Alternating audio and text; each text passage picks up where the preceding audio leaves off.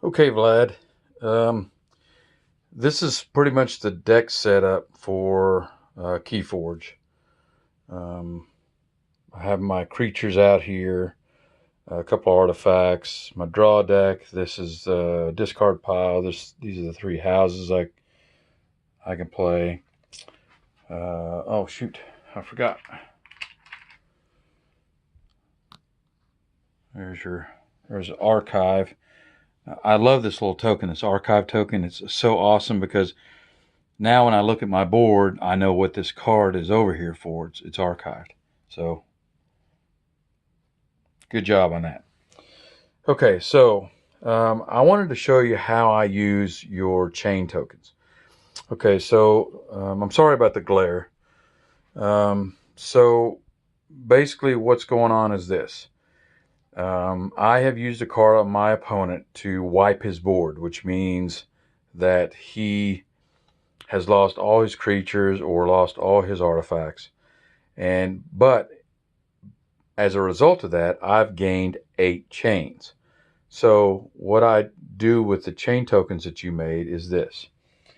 Chain tokens are up here. And how chains work is, no, that's not good. There we go. How chain tokens work is this. Oh, man, get out the glare off there. Okay, there you go. When you're in the draw phase, you draw up to 6 cards. But if you're chained, you draw one less, which means that's sort of handicapping you or punishing you for wiping the board. So right now I have 8 chains. So at the end of my turn, I draw up to 5 and I get rid of a chain. So right now I have 4, 8. I have 8 chains. Now I'm going to get rid of one. So what I do is I take this and I flip it. Okay, so now I've got 4, 5, 6, 7. At the end of my turn, into my next turn, I draw up to 5 and I get rid of a chain. Now 4, 5, 6. The end of my next turn, I draw up to 5, get rid of a chain, turn this to 1, 4, 5. Now at the end of my next turn, I draw up to 5 and I get rid of a chain. Now I'm down to 4. You get the idea. That's why I wanted them double-sided so that I could flip them. And by doing this, I have, when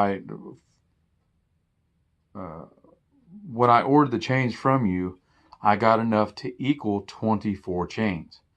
So all I have to do is stack them and then just flip them and go down until I get 0 chains.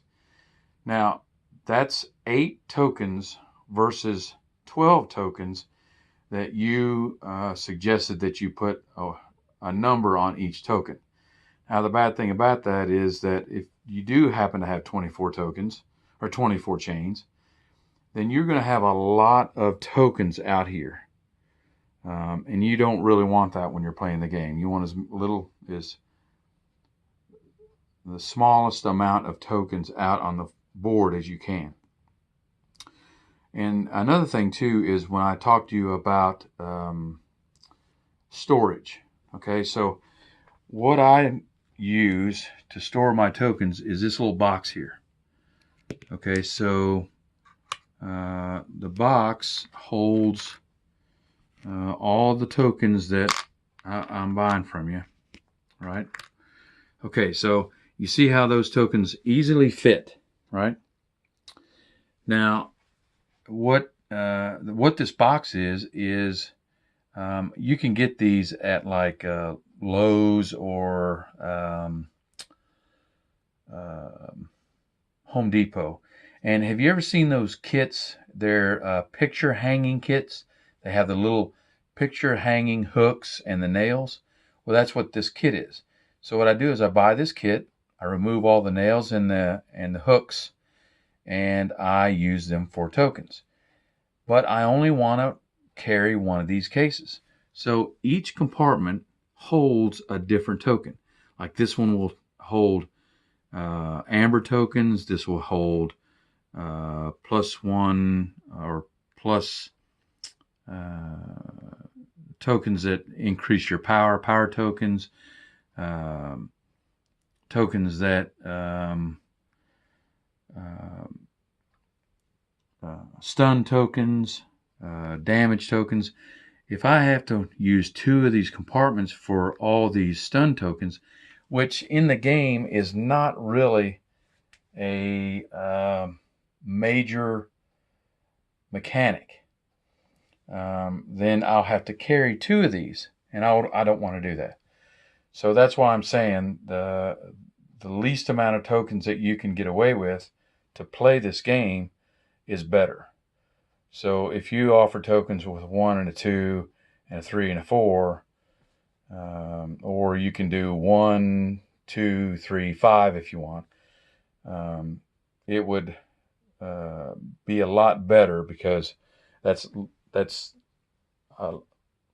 less tokens that you have to carry around or that you have to store, 8 versus 12. So, okay, I just wanted to show you that so you understood how chains work and how I use chains playing Keyforge.